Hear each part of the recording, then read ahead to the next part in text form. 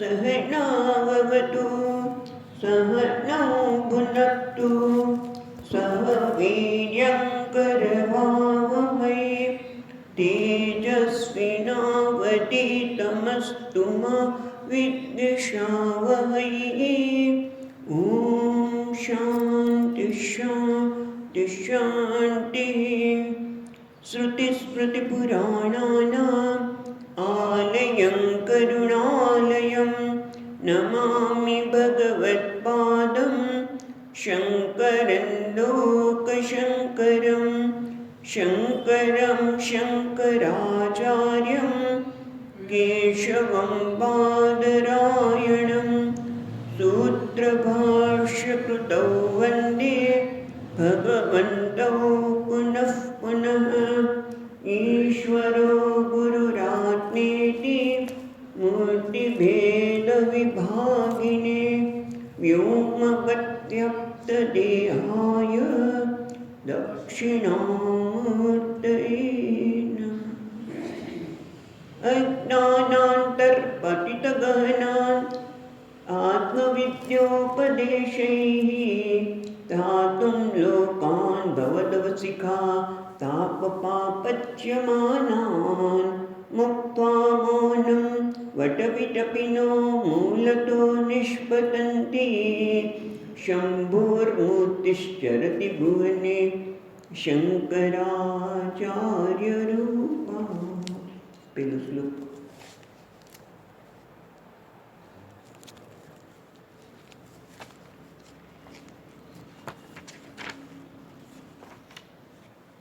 जाग्रत्स्वप्नसुषुप्तिषु स्फुटतरा या संविदृज्जुम्बते जाग्रत्स्वप्नसुषुप्तिषु स्फुटतरा या संविदृज्जुम्बते या ब्रह्मादिपिपीलिकान्ततनुषु प्रोता जगत्साक्षिणी या ब्रह्मादिपिपीलिकान्ततनुषु प्रोता जगत्साक्षिणी सैवाहं न च दृश्यवस्त्विति दृढप्रज्ञापि यस्यास्तिते सैवाहं न च दृश्यवस्त्विति इति दृढप्रज्ञापि यस्यास्तिते चाण्डालोऽस्तु चतुर्विजोऽस्तु गुरुरित्येषामनिषामम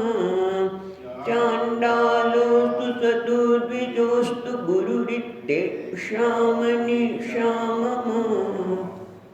આપણે જોઈ રહ્યા છીએ એ પ્રમાણે શંકરાચાર્ય મહારાજ પોતાની પણ જે દૃઢ પ્રજ્ઞા છે એ બતાવી રહ્યા છે, જ્ઞાનની, અનુભવની। અને એટલે કહે છે કે આપણે બહુ સરસ રીતે જોયું છે અને ફરીવાર એટલે જોઈએ છે કે આ શ્લોકમાં જેટલી સ્પષ્ટતા આવશે તો બીજા શ્લોક સમજવામાં સરળતા રહેશે। તો આપણે જોયું એ પ્રમાણે આચાર્ય કહે છે પહેલા શ્લોકમાં કે જાગ્રત સ્વપ્ન સુષુપ્તિષુ સ્ફુટતરા યા સંવિત પુંજૃંબતે। તો આપણે જોયું એ પ્રમાણે જાગ્રતના દરેક અનુભવમાં હું છું એક સામાન્ય છે, હું છું એ સામાન્ય છે। એ જ રીતે હું જાણું છું એનો વિષય બદલાય છે। હું જાણું છું ત્યાં ટેબલને જાણું છું, પછી વ્યક્તિને જાણું છું, બહાર આવતા અવાજને જાણું છું, પણ એ જાણું છું એમાં જાણું છું એ સામાન્ય છે। જાણું છું એ સામાન્ય છે અને એ બંને હું છું અને જાણું છું એ બંનેનો શું આકાર છે તો કે નિરાકાર। એટલે એનો અર્થ એવો હતો કે હું જ્ઞાન સ્વરૂપ છું અને એ જ્ઞાન સ્વરૂપ હું, કારણ કે કોઈ તમારા પડઘા પડે છે અવાજમાં, ઠીક છે, માનીએ છીએ કે નહીં પડે, ચાલો, એટલે હું જાણું છું એટલે એનો કોઈ આકાર નથી, નિરાકાર છે જેનો બાદ થઈ શકે નહીં। અને એટલે હું છું એ જ્ઞાન સ્વરૂપ છું અને એટલા માટે જ હું અનંત છું, આનંદ છું. હું આ જાગ્રત સ્વપ્ન સુષુપ્તિમાં જે હું સચ્ચિદાનંદ છું એને જ અહીંયા સંબિત કહેવામાં આવ્યું, કે જે સંબિત ઉજૃંભતે એટલે પ્રગટ થાય છે. યા બ્રહ્માદિ પીપીલિકાંત તનુષુ, બ્રહ્માજીથી માંડીને એક નાનકડી કીડીના શરીરમાં પણ કોણ છે? પ્રોતા, એમાં પણ પોરવાયેલું છે. એ કોણ છે? જગત સાક્ષિણી, એટલે કે બધામાં જે હું છે હું છું. કારણ કે બ્રહ્માજી પણ પોતાની ઓળખાણ આપી હોય તો હું બ્રહ્મા છું, અને કીડી પણ જો બોલી શકતી હોય તો હું કીડી છું, અને એનું એને જ્ઞાન છે. એટલે એ પણ શું છે? સંબિત. પણ એને અહીંયા કીધું પ્રોતા જગત સાક્ષિણી, એને જ અહીંયા કહેવામાં આવ્યું. પ્રોતા એટલે પૂરવાયેલું. જેમ સૂત્રે મણિગણા ઇવ, જેમ દોરામાં જુદા જુદા મણકા પૂરવાયેલા છે, એમ આ ચૈતન્યમાં બ્રહ્માજીથી માંડીને બધા જ શરીર. તો એમ મણકામાં જેમ દોરામાં મણકા બધા પૂર્યા છે એવી રીતે, તો કે ના, પ્રોતાનો અર્થ તમે મણકાની જેમ નહીં લેતા સૂત્રે મણિગણા ઇવ, પણ જે રીતે સૂર્ય આ બધા જ પ્રતિબિંબોમાં જુદા જુદા પાત્રમાં સૂર્યના પ્રતિબિંબ પડે છે, અને એ બધા પાત્રમાં પુરવાયેલો છે. એના લીધે જ આ બધા પ્રતિબિંબ છે સૂર્યના લીધે. પણ એ કેવો છે? જગત સાક્ષિણી, એટલે કે બધાથી અલગ છે, એનાને બધાને સત્તા સ્ફૂર્તિ પ્રદાન કરનાર છે. એટલે ત્રીજી લીટીમાં આપણે કહ્યું સૈવા અહમ ન ચ દૃશ્ય વસ્તુ ઇતિ. સૈવા એટલે સા એવ અહમ, સંબિત હોવાને લીધે એને સા કહ્યું. સા એ સંબિત, એ જ હું છું. ન દ્રશ્ય વસ્તુ ઇતિ, આ દ્રશ્ય વસ્તુ એ હું નથી. એટલે કે જગતના પદાર્થો એ બધા છે એ કેવા છે? દ્રશ્ય. ઇદમ ભડકો તો પડે છે હજી. ઇદમ શરીરમ કૌંતેય ક્ષેત્રમિત્યભિધીયતે.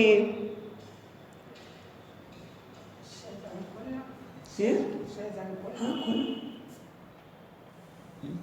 ઓકે, જોઈએ આપણે, પછી જોશું. એટલે ન દ્રશ્ય વસ્તુ ઇતિ સૈવા અહમ ન ચ દૃશ્ય વસ્તુ ઇતિ દ્રઢ પ્રજ્ઞા યસ્યાક્ષી ચેત. નહીં વાંધો આવે ને. એટલે કે છે દ્રશ્ય વસ્તુ, મારે ફેરવવાનું, તમારે નહીં.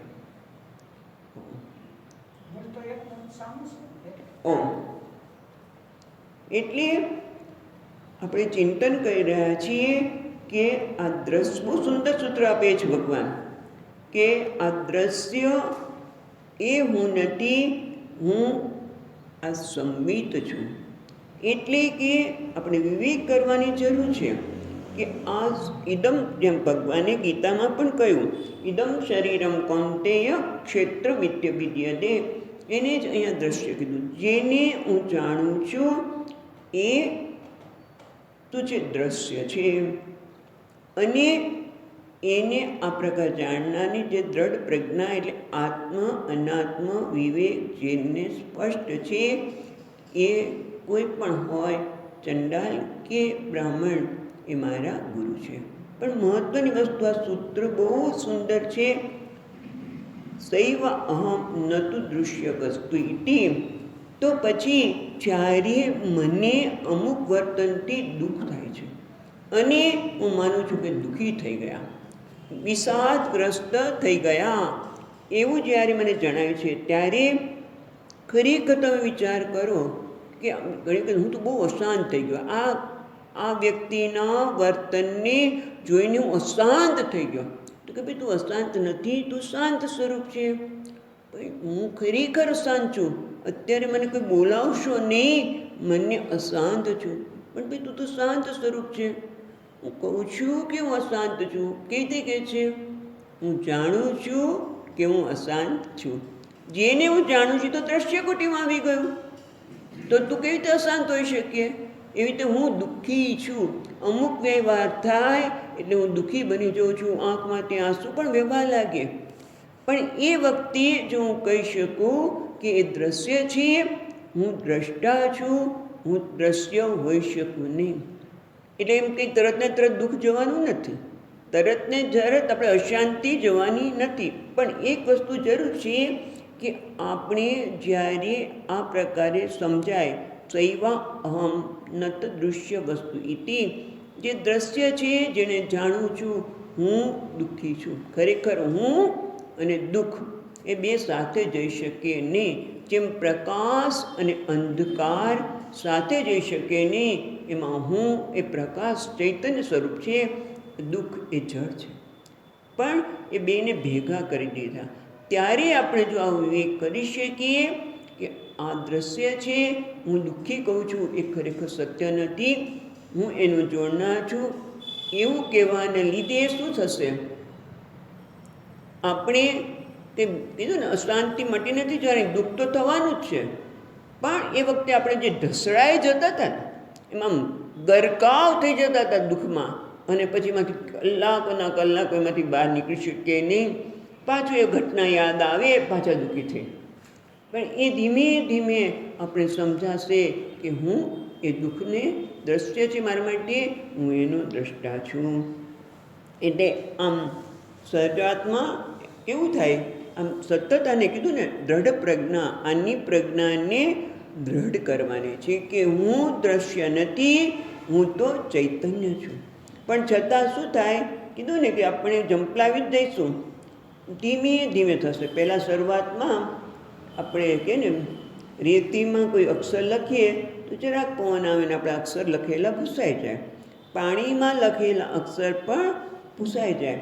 પણ પછી જો તમે પથ્થર ઉપર એ વસ્તુ લખી હોય કોઈ વસ્તુ, તો એ ક્યારેય જવાની નથી. એવી દ્રઢ પ્રજ્ઞા. એટલે દ્રઢ પ્રજ્ઞા એટલે પથ્થર ઉપર જેમ અક્ષર લખીએ છીએ એ અક્ષર લખવાનું. પણ આ બહુ સુંદર સૂત્ર છે કે સૈવા અહમ ન ચ દૃશ્ય વસ્તુ ઇતિ.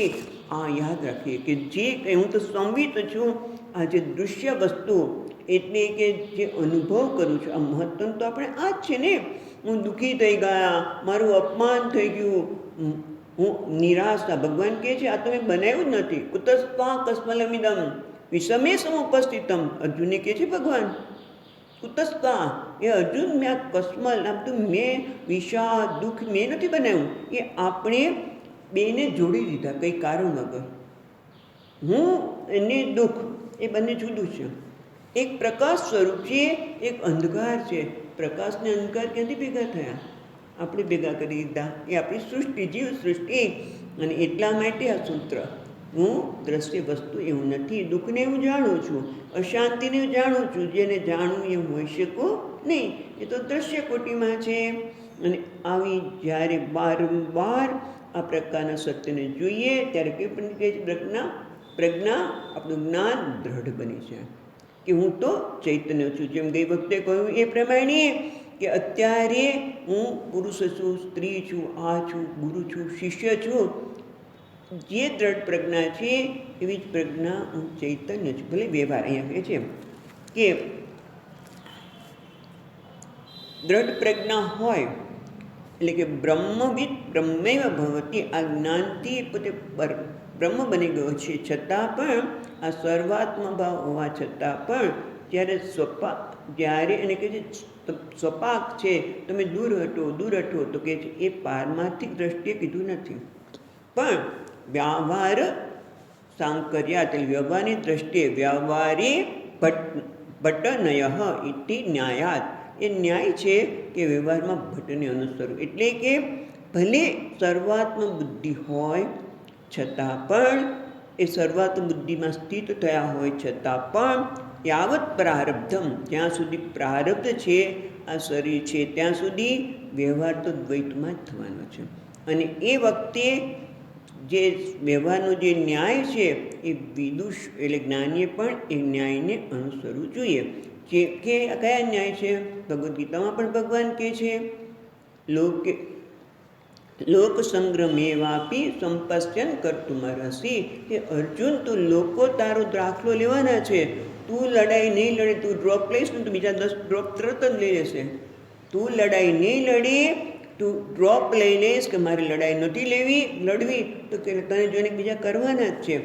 એટલે આ જ્ઞાની પણ વ્યવહારમાં કદાચ કે તમે દૂર હટો, તો એમાં કંઈ ખોટું નથી કીધું, પણ વ્યવહારની દ્રષ્ટિએ કીધું છે. તો પછી આપણને એ થાય કે આ વર્ણ ને એના કારણે જે ભેદ ઊભા થયા અને ભેદને પ્રમાણે આપણે વ્યવહાર કરવાનો. બ્રાહ્મણ અહીંયા, બીજા અહીંયા, વ્યવહારમાં પણ આપણે એવી રીતે ધ્યાન રાખીને વ્યવહાર કરીએ છીએ. તો ભાઈ આવું શું કામ કરો છો? છેવટે તમે ભેદને તમે જ્ઞાનમાં તમે ભેદને બધા મૂકી દો છો. ભેદને ત્યાગ જ કરવાનો છે, ભેદ દ્રષ્ટિ ત્યાગ જ કરવાની છે. તો ભેદ દ્રષ્ટિ લાવો છો શું કરવા? આ બધી વ્યવસ્થા ખોટી છે. આ તો બહુ જ પ્રશ્ન હંમેશા રહ્યો છે કે આ વર્ણ વ્યવસ્થા ખોટી છે. ભાઈ વર્ણ વ્યવસ્થા ભગવાને કીધું ચાતુર્વર્ણ્ય મયા સૃષ્ટમ. ભગવાને ચાતુર્વર્ણની શાસ્ત્રે વ્યવસ્થા કરી છે. એ શેના માટે? વર્ણ એટલે રંગ. રંગ એટલે કોનો રંગ? મનનો. મનનો રંગ એટલે કયો? સત્વ, રજસ અને તમો ગુણ. દરેક વ્યક્તિમાં સત્વ, રજસ, તમો ગુણ તો છે જ, પણ એનું પ્રમાણ વધતું ઓછું હોય છે. અને એને આધારે વર્ણ વ્યવસ્થા કરી. એને આધારે જ્ઞાતિ બધું, ક્ષત્રિય, બ્રાહ્મણ, બધું. પણ એ વર્ણને આધારે એટલે કે મનની સ્થિતિને આધારે એટલે એ વ્યક્તિ અમુક પ્રકારના જ કર્મ કરે તો એના માટે એ સરળ રહે. અત્યારે વ્યવસ્થા જ નથી રહી, કારણ કે સમજાણી નહીં માટે. અને એ વર્ણ વ્યવસ્થાને કર્મ કરવાની પાછળ કોઈ કર્મ શ્રેષ્ઠ નથી, કોઈ કર્મ હલકું નથી, કોઈ કર્મ શ્રેષ્ઠ પણ નથી, કોઈ હલકું પણ નથી, કોઈ જ્ઞાતિ શ્રેષ્ઠ નથી, કોઈ હલકી નથી. પણ અમુક વ્યક્તિ અમુક કાર્ય કરવાનું. અને જ્યારે આપણે વાત કરી શરૂઆતમાં જ કે કૌશલ્ય સૂચિ માટે ખાલી કહેવામાં આવે, ભાઈ તમે અત્યારે આ કાર્ય કરી રહ્યા છો માટે મને અડશો નહીં, હું મંદિરે જાઉં છું, એટલું જ છે. બાકી બીજું કોઈ છે જ નહીં. પણ આ તો સ્વાર્થના લીધે બધા લોકોએ એનું માધ્યમ બનાવી અને પોતાનો રોટલો પાકવી દીધો, એવું થયું. એટલે અત્યારે ભેદ વ્યવસ્થા આવી છે. એનું કારણ એ છે. બાકી ભગવાને આ ઊંચો નીચની વાત નથી કરી વર્ણ વ્યવસ્થા દ્વારા, પણ વર્ણ વ્યવસ્થા દ્વારા કર્મ કરતાં આ વર્ણથી ઉપજાણ ગુણાતીત એ સ્થિતિ પ્રાપ્ત થાય. પરમાત્મા તત્વને પ્રાપ્ત કરવા માટે આ વ્યવસ્થા છે, બીજી કોઈ રીતે નથી.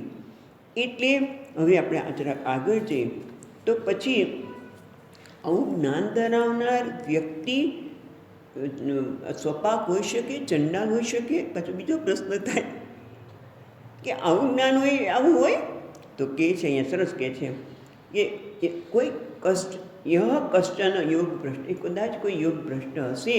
ગહના કર્મણો ગતિ, કર્મની ગતિ ગહન છે. કે મેં આ કુળમાં આ જગ્યાએ જન્મ લેવો પડ્યો, પણ કે છે કિંચિત કર્મ શેષ, કંઈક એવો કર્મ હશે એના કારણે એ કદાચ ચંડાલના ઘરે જન્મ લીધો હોય. પણ જન્મ માત્રને એનો કદાચ જન્મ ખાલી પ્રારબ્ધને પૂરું કરવા માટે જ હશે. જેમ કે વામદેવને તો ગર્ભમાં જ જ્ઞાન થઈ ગયું, ત્યાં ગુરુ પાસે નથી ગયા. કેમ કે આગલા જન્મમાં થોડાક એવા કર્મ હતા જેના માટે એમણે શરીર ધારણ કરવું પડ્યું, એટલે ગર્ભમાં જ જ્ઞાન થઈ ગયું. અને પાછું ત્યાં ગર્ભમાં જાહેર કરે છે કે હું આ છું. એમ તમે જો રોહિદાસ, આપણે હમણાં આપણા જાણતા હોય તો વાત કરીએ કે રોહિદાસ સમાનનું કામ કરતા હતા, પણ જ્ઞાની હતા. એટલે એ કોઈ કર્મના ગહનો ગતિને માટે છે. બાકી નહીં જ્ઞાનેન સદૃશમ પવિત્રમ યહ વિદ્યતે, ભગવદ્ ગીતા પણ કહે છે એ જ્ઞાનથી પવિત્ર કોઈ નથી. એટલા માટે એ ભલે કદાચ ચંડાળ હોય, પણ એ જેની દ્રષ્ટિ સંવિતમાં જેની દ્રઢ પ્રજ્ઞા છે એને આ પ્રકારનો ભાવ હોઈ શકે જ નહીં. અને શંકરાચાર્ય પણ પોતાની આ દ્રષ્ટિ છે માટે કહી શકે છે કે કદાચ ચંડાળ હોય કે બ્રાહ્મણ હોય, પણ એ ગુરુ એટલે જે સર્વજ્ઞ છે. સંવિત એટલે સર્વજ્ઞ, એ સર્વજ્ઞ છે. અને ગુરુ એટલે સર્વજ્ઞ. એ ગુરુ સર્વજ્ઞ એ મારા છે, એ મારી મતિ છે, એ મારી દ્રઢ મતિ છે. ગુરુ ચંડાલોસ્તુ બીજો અસ્તુ ગુરુ ઇતિ મનીષા મમ. આમ આપણે પેલો શ્લોક જોયા પછી હવે વિચાર કરી જરાક આગળ, કારણ કે તમને કંઈક આગળ જતા નથી, પણ આપણે મહત્વનું છે આ શ્લોકને સ્પષ્ટ કરવાનું હતું. હવે ઓકે, જ્યારે આપણે કહ્યું કે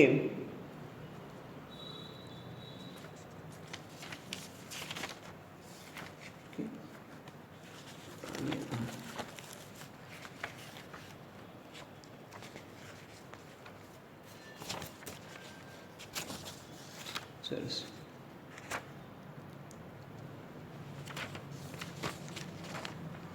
ટીકા તો થઈ જ જાય છે. હવે આપણને યજુર્વેદ ઉપનિષદમાં અહમ બ્રહ્માસ્મિ એ મહાવાક્યની વાત અહીંયા કરે છે. તો બીજો શ્લોક પહેલાં આપણે વાંચીએ, પછી આપણે એના પર વિચાર કરશું.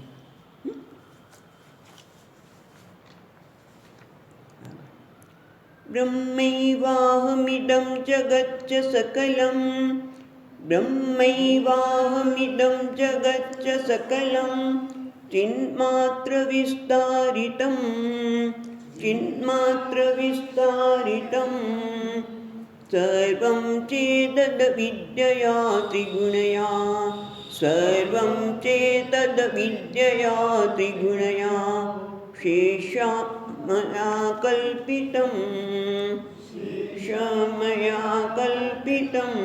એકચ્યુઅલી ત્રિગુણયા અશેષ એમ લેવું પડે. ઇત્તમ યસ્ય દૃઢા, ચાલો એ ફરી વાર એક વખત લઈએ, આખું લેશું તો જ અશેષમયા કલ્પિતમાં આવશે. શેષમયા કલ્પિતમ નહીં બરાબર લાગે, કારણ કે એકચ્યુઅલી અશેષ છે. તો આખી રીતે સાથે ગાવી પડીએ. એટલે આપણે જોઈએ સર્વં ચેતદ વિદ્યયા ત્રિગુણયા શેષમ મયા કલ્પિતં, સર્વં ચેતદ વિદ્યયા ત્રિગુણયા શેષમ મયા કલ્પિતં. ઇત્થં યસ્ય દૃઢામતિ સુખતરે, ઇત્થં યસ્ય દૃઢામતિ સુખતરે નિત્યે પરે નિર્મલે, નિત્યે પરે નિર્મલે ચાંડાલોસ્તુ સતુદ્બીજોસ્તુ ગુરુરિત્યેષા મનીષા મમ, ચાંડાલોસ્તુ સતુદ્બીજોસ્તુ ગુરુરિત્યેષા મનીષા મમ. તો શીખવા માટે આપણે ભાગ પાડ્યા. હવે જોઈએ, બ્રહ્મૈવાહ ઇદમ જગત સકલમ ચિન્માત્ર વિસ્તારિતમ. પહેલાં તો બ્રહ્મ એવ અહમ, હું બ્રહ્મ છું. ઇદમ જગત, આ જગત, ચ અને વળી, અને ચ એટલે અને અથવા તો વળી, જગત સકલમ આ સકળ જગત, સંગળું જગત, ચિન્માત્ર વિસ્તારિતમ ચિન્માત્રનો જ વિસ્તાર છે. પછી આગળ કહે છે બીજી લીટીમાં સર્વમ ચ એતદ અવિદ્યા, એટલે આખું બોલીએ સર્વમ ચૈતદ વિદ્યા એટલે અવિદ્યા, સર્વમ અને વળી એતદ આ અવિદ્યા, અવિદ્યા ત્રિગુણયા એટલે ત્રિગુણાત્મિકા, અશેષમ એટલે આ બધું જ, મયા કલ્પિતમ આ બધું જ જગત જે ચિન્માત્ર વિસ્તારિત છે. અને આ બધું જે દેખાય છે એ અવિદ્યા જે 3 ગુણવાળી છે એના દ્વારા આખું જગત મયા કલ્પિત, મારા વડે કલ્પિત થયેલું છે.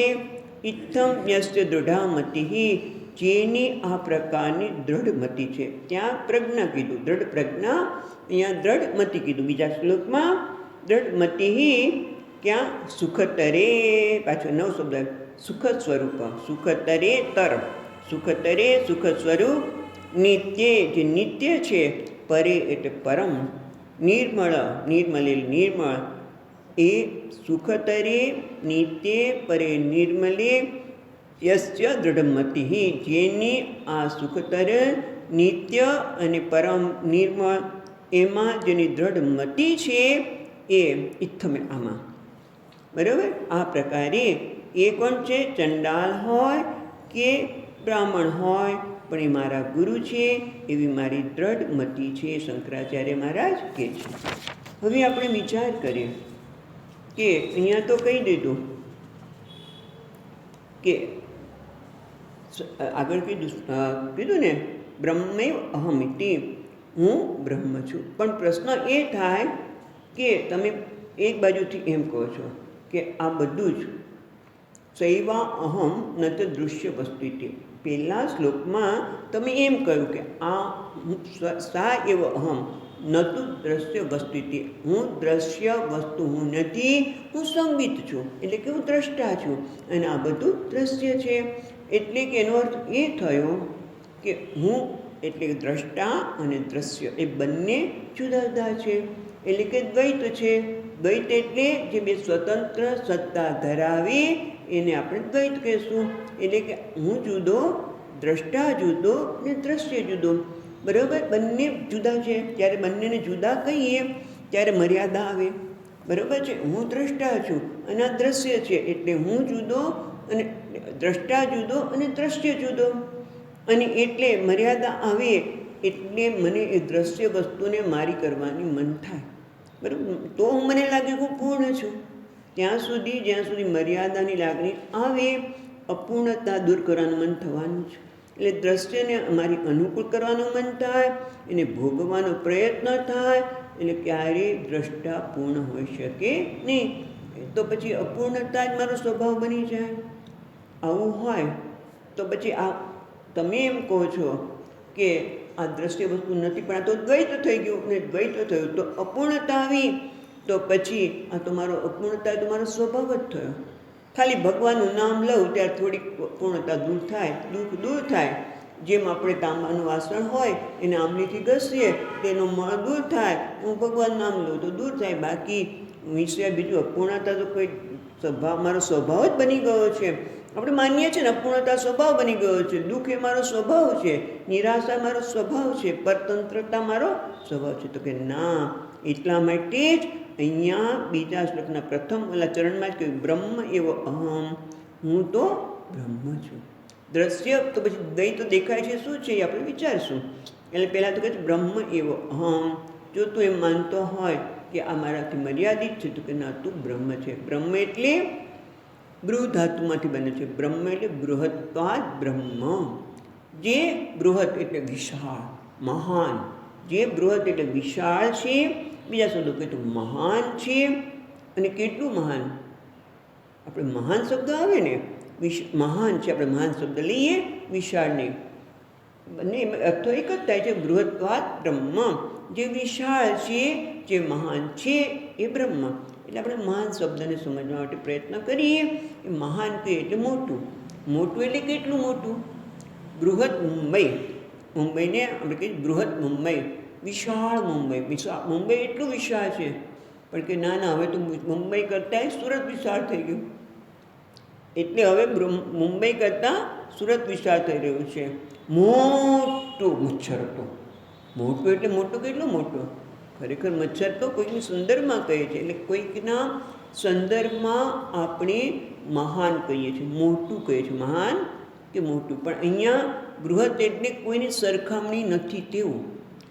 સામાન્ય રીતે આપણે મહાન શબ્દ વાપરીએ એટલે કોઈની સરખામણીઓ કંઈ. બૃહદ મુંબઈ એ બીજા બધા રાજ્યો કરતાં આ રાજ્ય મોટું, આ સ્થાન મોટું છે. આ બધા મચ્છર કરતાં મોટું મચ્છર હતો. હાથ કેવો હતો? હાથી જો નાખી કે મોટો મચ્છર હતો. પણ એ કોઈકની સરખામણીમાં છે. એવી રીતે આ બ્રહ્મને કોઈ સરખામણી આગળ કોઈ વિશેષણ નથી. ખ્યાલ આવ્યો? એટલે કે કોઈ વિશેષણ વગરનું, એટલે સૌથી મહાન એ બ્રહ્મ એ હું છું. જ્યાં હું બ્રહ્મ છું એવું કહીએ છીએ ત્યાં તરત જ આપણે આવીએ કે બ્રહ્મ એટલે તો જે મહાન છે, જેમાં કોઈ સરખામણી ન થઈ શકે, જે નિરઅતિશય, જેની કોઈ સાથે સરખામણી ન થાય, એ મહાન છે. અને હું તો જે આપણે સવારે પૂજા કરીએ અંત શૂન્ય બહિશૂન્ય શૂન્ય કુંભ ઇમાંબરે. બ્રહ્મ કેવું છે? અંદર પણ શૂન્ય, બહાર પણ શૂન્ય. કેવું શૂન્ય? કારણ કે જેમ અવકાશ છે એ અવકાશમાં ઘડો હોય તો ઘડો અંદર પણ અવકાશ છે, બહાર પણ અવકાશ છે, એટલે બધું પૂર્ણ છે. પછી એમાં જ શ્લોકમાં આપણે જોયું હતું કે અંદર પાણી છે. આપણે તમે ઘડાને કોઈ સમુદ્ર કે નદીના અંદર મૂક્યો હોય તો બહાર પણ પાણી છે, અંદર પાણી છે, બધે પૂર્ણ. જેને પૂર્ણ કહો, જેને મહાન કહો, એ બ્રહ્મ છે. એટલે કે બ્રહ્મ એવો અહમ, હું બ્રહ્મ છું. પણ આપણું જ્યારે વિચાર કરીએ તો તરત જ આવે કે બ્રહ્મ એટલે તો બ્રહ્મ, એક તો બ્રહ્મ એટલે મહાન, અને બ્રહ્મ એટલે તો ઈશ્વર. એ તો સર્જન કરતા છે અને હું એનું સર્જન છું. અને હું કેવી રીતે બ્રહ્મ હોઈ શકું? બ્રહ્મ, અને પાછું આપણે હંમેશા કહીએ બ્રહ્મ ક્યાં છે, એટલે ઈશ્વર ક્યાં છે? ઉપરવાળો બધાને ખબર છે ઉપરવાળાને શું કહે, ઉપરવાળા બધાને જોવે છે, એ ઉપરવાળો એટલે ઉપર છે. એટલે મોટાભાગના લોકો ઈશ્વર, બ્રહ્મ એટલે ઈશ્વર એટલે સર્જન કરતા, હું એનું સર્જન છું, એ તો કે ઉપર છે, હું એનાથી જુદો છું. અને હું જુદો છું એટલે કેવો છું? અલ્પ છું. અલ્પ છું, મર્યાદિત છું. કેટલી મારી બ્રહ્મ એટલે સર્વવ્યાપી મહાન, અને હું તો ક્યાં 5 ફૂટ 4 ઇંચ કે 5 ફૂટ 10 ઇંચ, બહુ તો પહોળાઈ મારી કંઈક થોડી છે, એથી તો વધારે છું જ નહીં. અને બ્રહ્મ તો સર્વશક્તિમાન છે, પરમાત્મા તો સર્વશક્તિમાન છે, અને મારી શક્તિ તો બહુ મર્યાદિત છે. થોડુંક વધારે વજન ઉચકવાનું આવે ત્યારથી આપણાથી નહીં થાય, તરત જ મારાથી નહીં થાય, બીજા બે મને મદદ કરો. અને મારું ચાલે કેટલું? એક મારો ઘરમાં તે બધા મારું માને છે એવું નથી. આપણે ઘણી વખત વાત કરી છે કે જ્યારે સ્વામીજીને આપણે ઘરે બોલાવ્યા હોય અને નાના છોકરાને કહી, બેટા શ્લોક બોલતો, તને બહુ સરસ આવડે છે, ગુરુ બ્રહ્મા ગુરુ વિષ્ણુ, કશું જ બોલે નહીં. એટલે નાનો છોકરો મારું માને નહીં, ગમે તેટલું સમજાવો, તને ચોકલેટ આપીશ, આ આપીશ, પણ માને જ નહીં ને. એટલે કે મારી શક્તિ પણ કેવી અલ્પ છે. બસમાં ચડવા જઈએ અને એમાંય તે નવા અહીં જે ગામડામાંથી ક્યાંકથી ગયા હોય, સામાન્ય શહેરમાંથી ને અમદાવાદમાં ક્યાં જાઓ એટલે તમને ખબર પડે. બસમાં ઊભા હોય, આપણે એમ થાય કે ચડીએ, ત્યાં તો 5-4 જણ તમને આમ ધક્કા મારીને ચડી જાય, અને આપણે તો ઊભા જોયા જ કરીએ. કેટલી પરતંત્રતા! અને એમાં કેવી રીતે કહી શકાય કે હું બ્રહ્મ છું? બ્રહ્મ એટલે મહાન, ને મારી શક્તિ પણ કેટલી! આપણે કદાચ બોલીએ તો કેટલું બોલી શકીએ, અવાજ તરત જ બંધ થઈ જાય. બહુ ભજન ગાયા, આખી રાત ગજા પડી, પણ બીજે દિવસે અવાજ ચાલતો નથી. ઘણા લોકો આમ દાંતથી આખું કેટલું મોટું વજનદાર વસ્તુ પાડે અને ગ્રીસ બુકમાં નામ લખાવે, પણ બીજું કોઈ કહેવાનું છે. એટલે મહાન આપણે બનીએ તો પણ એ મહાન કેટલા બની શકીએ? મર્યાદિત છે. એટલે બ્રહ્મ એટલે મહાન, અને હું તો ખરેખર માનું છું મારી કોઈ શક્તિ જ નથી. તમે એક નાનકડી ઘટના વિશે વિચાર કરો. મને તો ચા બનાવતા આવડે છે, વાહ! તો સવારે ઉઠીને ચા બનાવતા આવડે છે, ને ચા બનાવવા ગયા, કોઈની ઉપર આધાર રાખવો ન પડે, ઘરના ઉઠીને મને ચા બનાવી આપે, કરતાં હું જાતે ચા બનાવી લઉં છું, કોઈની ચા બનાવી લઉં છું, કોફી બનાવી લઉં છું. પણ સવારે ઉઠ્યા અને જ્યાં જોયું તો દૂધ જ નહોતું, અથવા તો દૂધ ગરમ કરા ગયા તો ફાટી ગયું, ચા નહોતી, ખાંડ નહોતી. એક ચાનો કપ બનાવવો હોય તો પણ હું કેટલો બધો પરાધીન છું. અને શાસ્ત્ર કહે છે તું બ્રહ્મ છે. તો કેમ એવું કહેતા હશે? બ્રહ્મૈવા ઇદમ સર્વમ જગત ચિન્માત્ર વિસ્તારિતમ. તો હું બ્રહ્મ છું. એટલે કે તું તારી જાતને જ્યારે એમ કહે છે કે મારી શક્તિ તો બહુ ઓછી છે, હું એ શરીરની શક્તિ કે તું અમુક વસ્તુ તું પાડી શકતો નથી, પણ શરીર તો તારા માટે દ્રશ્ય છે કે નહીં? શરીરને તું જાણે છે કે નહીં? તો કે હા. અને જ્યારે હું કહું છું કે હવે તો કંઈ યાદ જ નથી રહેતું, પહેલાં તો યાદ રહેતું હતું, હવે બહુ ભૂલી જવાય છે. એ ભૂલી જવાય છે એ બુદ્ધિનો ગુણ છે, તારો નથી. તું જાણે છે કે હું ભૂલી જાઉં છું, હવે યાદ નથી રહેતું. અને ઘણા કહે છે કે 80 વર્ષે 90 વર્ષે બધું યાદ હોય. હમણાં જ કોઈને વાત કરતા હતા કે બોલો બધાને ઓળખી ગયા, કંઈ ભૂલી નથી ગયા. એમની આટલી મોટી ઉંમરે પણ જ્ઞાન શક્તિ છે, પણ એ પણ બુદ્ધિનો ધર્મ છે. દુઃખી થાઉં છું, સુખી થાઉં છું, પરતંત્ર છું, એ મનનું જ. દુઃખી થાઉં છું, અસહાયતા લાગે છે, એ બધું તો મનનો ધર્મ છે, એ તો દ્રશ્ય છે. તો તું કોણ છે? દ્રશ્ય નથી. સૈવા અહમ, હું તો એ આગળના શ્લોકમાં આપણે વિસ્તારથી વાત કરીને એ સૈવ અહમ, તે હું છું. આ દ્રશ્ય વસ્તુ જ નથી. અને એ જે દ્રશ્ય છે એ તો કેવું છે? એ નહીં, પણ હું તો બ્રહ્મ છું. હું બ્રહ્મ એવ અહમ. પછી શું કહે છે? ચિન્માત્ર વિસ્તારિતમ. આ બ્રહ્મ છે એ જ આ ચિન્માત્ર રૂપે વિસ્તાર છે. જગતમાં ચિન્માત્રનો જ વિસ્તાર છે. હવે એ કેવી રીતે સમજવું? આપણે સમજ્યા કે હું બ્રહ્મ છું, કારણ કે હું જેને માનતો હતો અને તેના લીધે મારી જાતને અલ્પજ્ઞ, અલ્પશક્તિમાં માનતો હતો, એ તો દ્રષ્ટ કોટીમાં આવે છે. માટે હું બ્રહ્મ છું. પણ ચિન્માત્ર વિસ્તારિતમ એ કેવી રીતે કરવું, સમજવું? તો એના માટે એક જ છે કે આપણે શાસ્ત્રનો આશરો લેવો પડે. શાસ્ત્ર યોનિપાત. શાસ્ત્ર કહે છે કે આ જગત તને જે દેખાય છે એ કેવી રીતે છે? તો સત્યમ. આપણે આનું અધ્યયન કરી ચૂક્યા છીએ એટલે એ લઈએ છીએ. સત્યમ જ્ઞાનમ અનંતમ બ્રહ્મ. હા, સત્યમ પરમાત્મા કેવું છે? સત સ્વરૂપ છે. જ્ઞાન એટલે ચૈતન્ય, ચિત્ત સ્વરૂપ છે અને આનંદ છે. તસ્માદ એ તસ્માદ આત્માનમ આકાશ સંભૂત. એમાંથી જ આકાશનું સર્જન થયું. આકાશમાંથી જ એ પરમાત્મા જ આકાશ બની ગયો. એ આકાશ જે જ્ઞાન સ્વરૂપ અત્યારે ચૈતન્ય વિસ્તારિતમ શબ્દ લે છે. એટલા માટે સત્યમ જ્ઞાનમ અનંતમ બ્રહ્મમાં આપણે જ્ઞાનને જ લઈશું, બરાબર? વિસ્તાર કરવા માટે. એટલે ચૈતન્ય, એ ચૈતન્યમાંથી જ આકાશ બન્યું.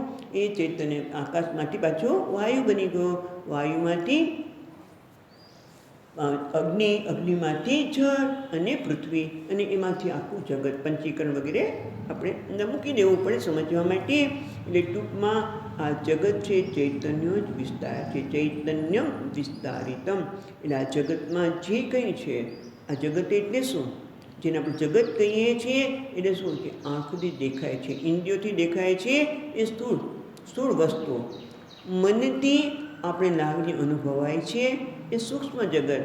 અને આ બંનેનું પણ કારણ જે અવ્યક્ત, જેને આપણે જોઈ શકતા નથી, જેને આપણે જાણી શકતા નથી, એટલે કે કારણ અવ્યક્ત. આ ત્રણ જે આવી ગયું એ બધા જ ક્યાંથી ઉત્પન્ન થયા છે? ચિન્માત્ર વિસ્તારિતમ. આ જગત એટલે આ ત્રણ, અને જગત એ ચિન્માત્રનો જ વિસ્તાર છે, પરમાત્માનો જ વિસ્તાર છે.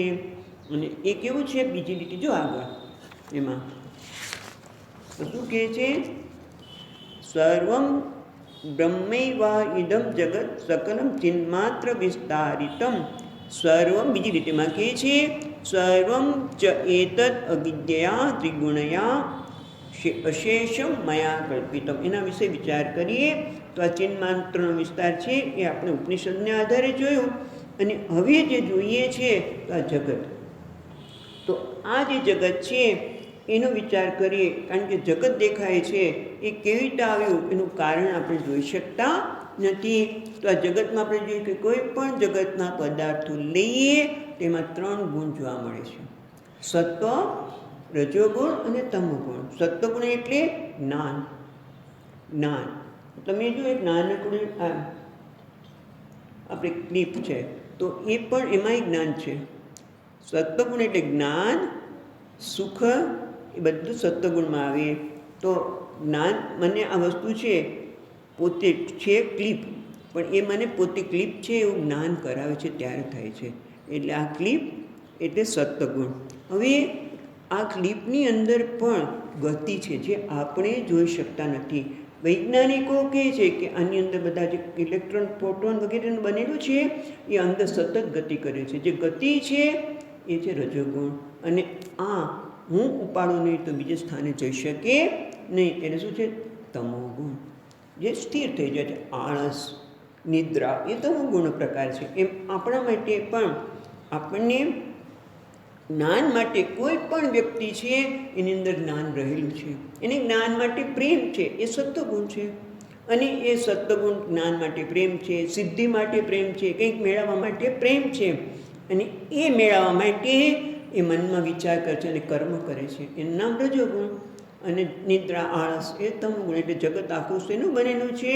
તો કે સત્વ રજો ગુણ અને તમોગુણ, ત્રિગુણાત્મિકમ જગત. એ શું છે? કાર્ય છે. તો એનું કારણ શું છે? તો અવિદ્યા. એ પણ આપણે આ શાસ્ત્રને આધારે વિચાર કરવો પડે કે અવિદ્યા છે એ પણ ત્રિગુણાત્મિકા પણ આપણે અનુમાનથી જાણીએ છીએ, અને ત્રિગુણાત્મિકા જગત છે એનું કારણ છે અવ્યક્ત, એને કહીએ છે અવિદ્યા. એટલે ત્રિગુણ્યા જો એક એક શબ્દ જોતા જઈએ તો શું કહે છે બીજી લીટીમાં?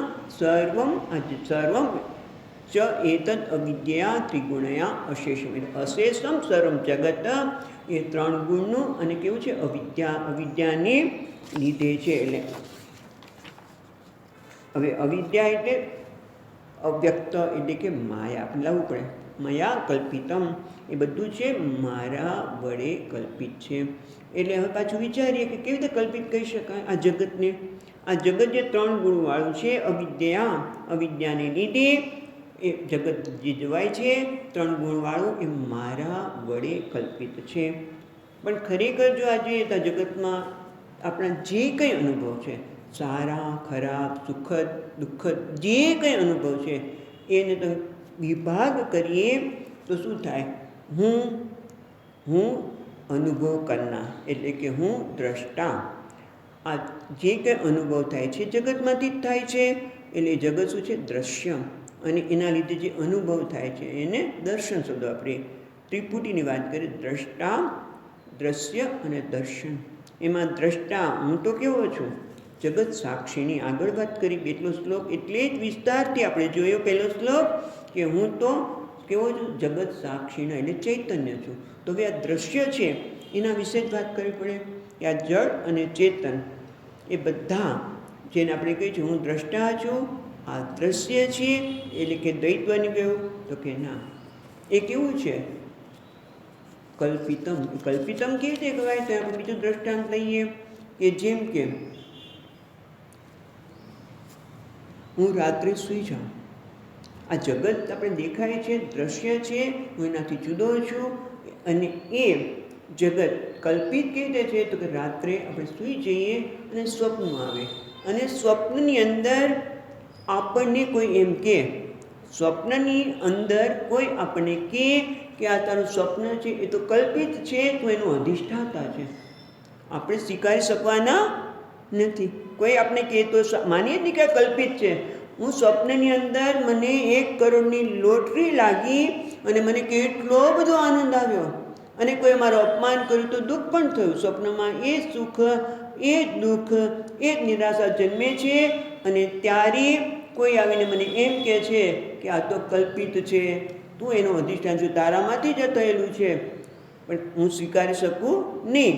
પણ જ્યારે જાગું છું ત્યારે મને જે કરોડ રૂપિયાની લોટરી લાગી હતી એમાંથી એક ચા પણ ખરીદી શકતા નથી. એટલે આપણે શું કહીએ છીએ? ભાઈ આ સ્વપ્ન જગત કલ્પિત છે, એટલે કે મિથ્યા છે. એ રીતે આ જાગ્રત જગત છે એ પણ કલ્પિત આપણે કહેતા નથી. કેમ નથી કહેતા? કારણ કે મને ઉપયોગી છે માટે. જ્યારે મને એ ઉપયોગી થાય છે, મારું કોઈ પ્રયોજન સિદ્ધ કરે છે, એટલે એ આપણને સત્ય માની છે. અને સ્વપ્ન જગતના પદાર્થો મારું પ્રયોજન કોઈ સિદ્ધ કરતા નથી, મને ઉપયોગી થતા નથી. પણ ક્યારે ઉપયોગી થતા નથી? જાગું ત્યારે. સ્વપ્નમાં એવું નથી. જાગું ત્યારે મને એમ લાગે છે કે આ મારું પ્રયોજન સિદ્ધ કરતા નથી, એટલે કે ઉપયોગી થતા નથી, એટલે કે એનો બાદ થઈ જાય. સ્વપ્નમાં મને મળેલી લોટરીની પૈસા જાગ્રતમાં કામ આવતા નથી, એટલે મને જે મળ્યું હતું એનું શું થઈ ગયું? બાદ થઈ ગયો. એટલે કે એને કલ્પિત કહ્યું, એને મિથ્યા કહ્યું. મિથ્યા એટલે જેનો બાદ થઈ જાય એ મિથ્યા કહેવાય. તો એ આ જાગ્રત જગત તો આપણે ઉપયોગી છે, પ્રયોજન સિદ્ધ થાય છે, માટે એને સત્ય માની છે. તો એ ખરેખર સત્ય છે? તમે વિચાર કરો, કેમ આ વસ્ત્ર છે મને કેટલું ઉપયોગી થાય છે? શરીરને ઢાંકવા માટે આ વસ્ત્ર ઉપયોગી છે. તે સત્ય કહેવાય કે નહીં? તો કે હા, એક દ્રષ્ટિએ ઉપયોગિતાની દ્રષ્ટિએ આપણું પ્રયોજન સિદ્ધ થાય છે, માટે એને આપણે સત્ય કહીએ છીએ. પણ ખરેખર જો વિચાર કરીએ, સૂક્ષ્મ દ્રષ્ટિથી એનો વિચાર કરીએ તો આ વસ્ત્ર એટલે શું? તો કે તંતુઓનું બનેલું. તાણા ને વાણા, આડાને ઊભા કરો એટલે તાણા ને વાણા એ તંતુ. એટલે ખરેખર વસ્તુ આ જે વસ્ત્ર દેખાય છે એનું સત્ય શું છે? તો કે બીજા પર આધારિત છે. તમે જો તંતુ પર દ્રષ્ટિ કરો તો વસ્ત્ર તો જતું રહ્યું, બરાબર. હવે તંતુ છે એ અમને ઉપયોગી છે કારણ કે એનાથી વસ્ત્ર બને છે.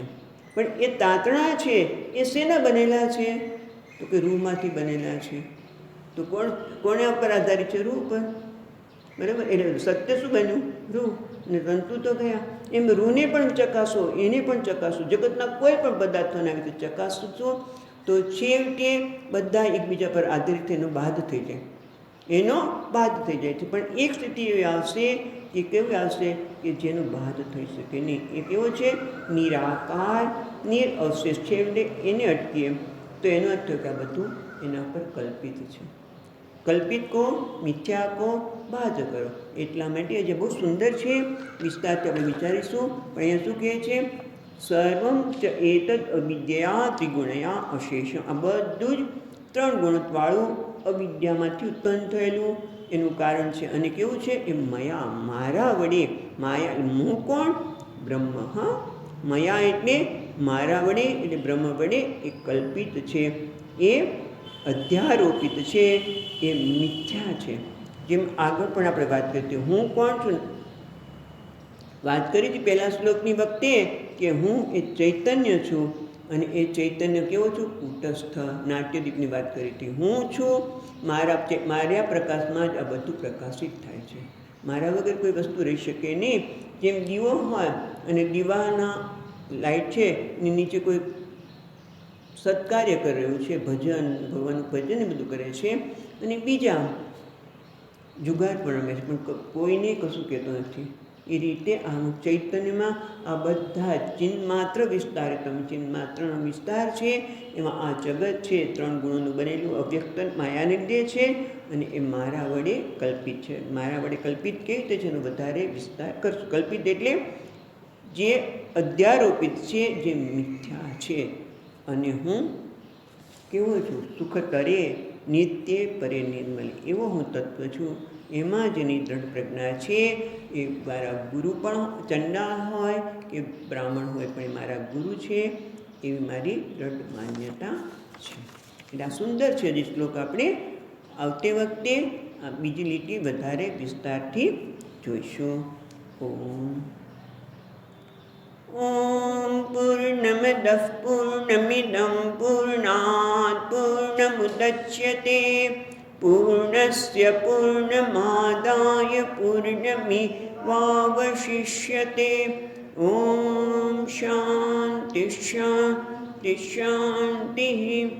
શંકરં શંકરાચાર્યં કેશવં બાદરાયણં સૂત્રભાષ્યકૃતૌ વંદે ભગવन्तौ પુનઃ પુનઃ. ઈશ્વરો ગુરુરાત્મેતિ મૂર્તિભેદવિભાગિને વ્યોમવદ્વ્યાપ્તદેહાય દક્ષિણામૂર્તયે નમઃ. ઓમ શાંતિ શાંતિ શાંતિ. હરિ ઓમ. શ્રી ગુરુભ્યો નમઃ. હરિ ઓમ.